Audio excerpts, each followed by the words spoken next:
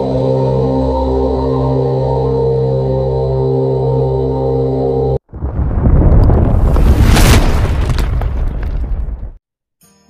বন্ধুসকল, প্ৰজ্ঞান ইউনিভাৰ্ছ চেনেলত আপোনালোকক সকলোকে স্বাগতম জনাইছোঁ। আজি আমি লৈ আহিছোঁ, যিহেতু আজি আপোনাৰ আগষ্ট মাহত আজি যিসকল মীন ৰাশিৰ আমাৰ জাতক জাতিকা আছে, আমাৰ বন্ধু বান্ধৱী আছে, আপোনালোকৰ কাৰণে বিশেষ আহি আছে ভাল খবৰ। আৰু আপোনাৰ সেই আগষ্ট মাহত কিনো এনেকৈ ভাল খবৰ আছে তাৰ ওপৰত আজি আপোনালোকে বিতংভাৱে আজি আপোনালোকে এই ভিডিঅ'ত জানিবলৈ পাব। আৰু গতিকে আজি আপোনালোকে যদি ভিডিঅ'টো ভাল লাগে আপোনালোকে লাইক এটা কৰিব বুলি আশা থাকিব। তো বলক আমি দেৰি নকৰোঁ, আজিৰ ভিডিঅ' আমি আৰম্ভ কৰোঁ। প্ৰিয় দৰ্শক, 2025 চনৰ আগষ্ট মাহটো মীন ৰাশিত জাতক জাতিকাসকলৰ বাবে সম্ভাৱনাৰে ভৰা হ'ব পাৰে।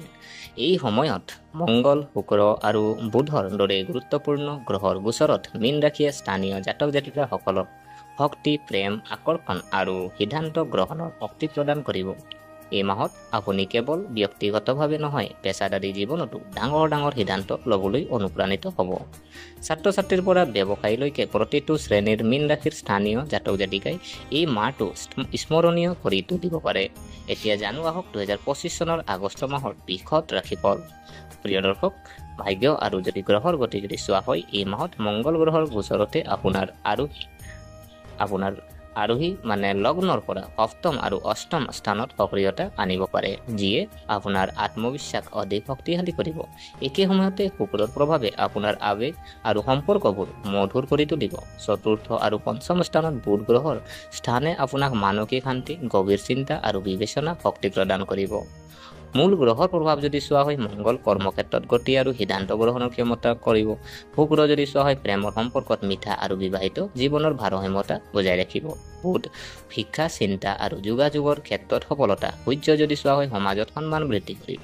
গ্ৰহৰ এই গতিবিধিয়ে দেখুৱাইছে যে আগষ্ট মাহত মীন ৰাশিৰ বাবে অনুকূলতাৰ মাত্ৰা অধিক হ'ব, যদিহে আপুনি ধৈৰ্য আৰু বিবেচনাৰে কাম কৰে। এই মাহত কেৰিয়াৰ ক্ষেত্ৰখনত আপোনাৰ বাবে অপেক্ষা কৰি আছে কিছুমান ডাঙৰ কৃতিত্ব, বিশেষকৈ সংবাদ মাধ্যম, শিল্প, চলচ্চিত্ৰ, শিক্ষা, বেংকিং, বিপণন, ডিজাইন, কণ্টেণ্ট সৃষ্টি, NGO আৰু IT খণ্ডৰ সৈতে জড়িত যিসকল জাতক জাতিকা আছে উজ্জ্বল প্ৰদৰ্শন কৰিব পাৰিব। পদোন্নতি বা বদলিৰ সম্ভাৱনা যদি চোৱা হয়, আপুনি জ্যেষ্ঠ বিষয়াৰ পৰা সমৰ্থন পাব। দীৰ্ঘদিন ধৰি চলি থকা প্ৰকল্পসমূহ এতিয়া গতি লাভ কৰিব, নতুন চুক্তি লাভ কৰিব পাৰে। বৈদেশিক বাণিজ্যৰ সম্ভাৱনা থাকিব পাৰে। ছ'চিয়েল মিডিয়া মাৰ্কেটিং বা ডিজিটেল ব্যৱসায়ৰ সৈতে জড়িত জাতক জাতিকাসকলৰ বাবে বিশেষ সুবিধা। নিজৰ কামত স্বচ্ছতা ৰাখক, দলীয় কামত অগ্ৰাধিকাৰ দিয়ক, প্ৰতিযোগিতাৰ পৰিৱেশতো ধৈৰ্য বজাই ৰাখক। ধনৰ ক্ষেত্ৰত 2025 চনৰ আগষ্ট মাহটো আপোনাৰ বাবে নতুন সম্ভাৱনাৰে ভৰি পৰিব। বিশেষকৈ যিসকলে ইতিমধ্যে বিনিয়োগ কৰিছে তেওঁলোকে এতিয়া ইয়াৰ সুবিধা লাভ কৰিব। চাকৰিৰ লগতে ছাইড ইনকামৰ উপায়ো মুকলি হ'ব। ইউটিউব, ব্লগিং, ষ্টক মাৰ্কেটৰ পৰা ভাল টকা উপাৰ্জন কৰিব পাৰিব। পুৰণি ঋণ বা ঋণ পৰিশোধ কৰিব পাৰে। সম্পত্তি ক্ৰয় কৰাটো হ'ব। সন্মুখত বিনিয়োগ কৰিলে ভাল হ'ব। ষ্টাৰ্টআপ বিনিয়োগৰ বাবে সময় অনুকূল। এই মাহত আয় বৃদ্ধি হ'ব, কিন্তু খৰচৰ ওপৰত নিয়ন্ত্ৰণ কৰাটো প্ৰয়োজনীয়। অনলাইন বজাৰ কৰাটো পৰিহাৰ কৰক। নিচা, বিলাসিতা আৰু অপ্ৰয়োজনীয় খৰচৰ পৰা আঁতৰি থাকক। এই মাহটো প্ৰেমৰ সম্পৰ্কৰ বাবে অতি শুভ হ'বলৈ গৈ আছে।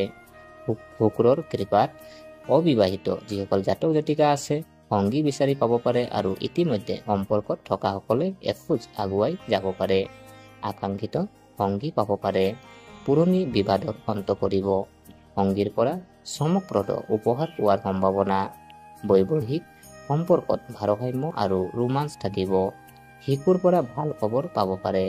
সংগীৰ সৈতে ধৰ্মীয় ভ্ৰমণলৈ যাব পাৰে। সম্পৰ্কত সততা বজাই ৰাখক। ইগো আৰু সন্দেহৰ পৰা আঁতৰি থাকক। সৰু কথাবোৰক আওকাণ কৰক। 2025 চনৰ আগষ্ট মাহটো মীন ৰাশিৰ ছাত্ৰ ছাত্ৰীৰ বাবে এক আশীৰ্বাদ হিচাপে প্ৰমাণিত হ'ব পাৰে। বুধ গ্ৰহৰ অনুকূল অৱস্থানৰ বাবে আপুনি পঢ়া শুনাত মনোনিৱেশ কৰিব আৰু আপোনাৰ স্মৃতি শক্তি উন্নত হ'ব। প্ৰিয় দৰ্শক, বহিৰাজ্যত পঢ়াৰ সপোন বাস্তৱায়িত হ'ব পাৰে। প্ৰতিযোগিতামূলক পৰীক্ষাত সফলতাৰ সম্ভাৱনা। কেৰিয়াৰ কাউন্সেলিঙৰ বাবে সঠিক সময়। আপোনাৰ পঢ়া শুনাত মনোনিৱেশ কৰি থাকক। ধ্যান যোগাসনৰ জৰিয়তে মানসিক শান্তি লাভ কৰক। গোটৰ অধ্যয়ন উপকাৰী হ'ব পাৰে। এই মাহত পৰিয়ালৰ পৰ্যায়ত অতি আনন্দদায়ক হ'বলৈ গৈ আছে।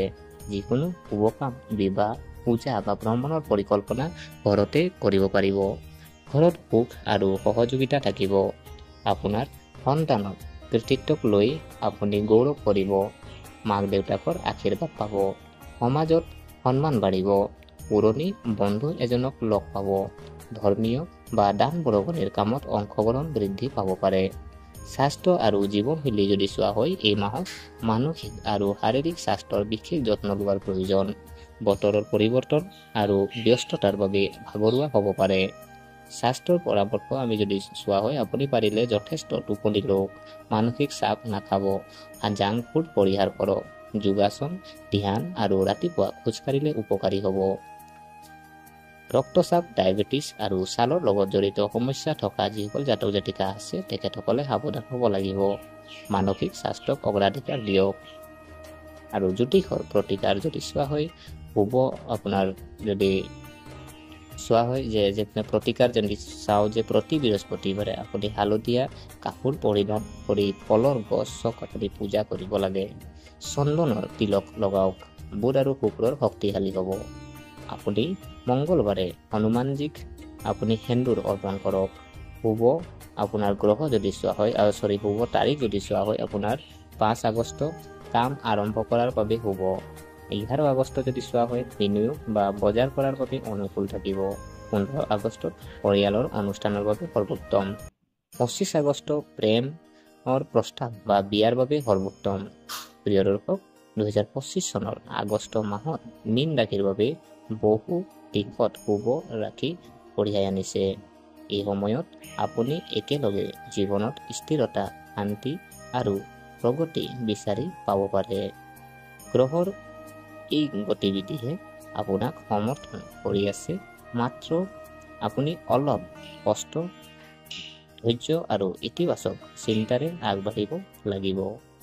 প্ৰিয় দৰ্শক, এয়া আছিলে আজি আপোনাৰ যিহেতু আগষ্ট মাহৰ ৰাশিৰ ফলাফল। আশা কৰিছো আপোনালোকে ভিডিঅ'টো চাই ভাল পালে। যদি এই ভিডিঅ' আপোনাক কিঞ্চিত মানুহ লাভান্বিত কৰিছে তেনেহলে লাইক এটা কৰি দিব আৰু কমেণ্ট এটা কৰি দিব। আৰু যদিহে আপোনালোকে চেনেলটো ছাবস্ক্ৰাইব কৰা নাই, অনুগ্ৰহ কৰি ছাবস্ক্ৰাইব কৰি আমাক উৎসাহিত কৰিব বুলি আশা কৰিলো। পুনৰ লগ পোৱাৰ প্ৰতিশ্ৰুতিৰে আজিলৈ আমি বিদায় মাগিলো।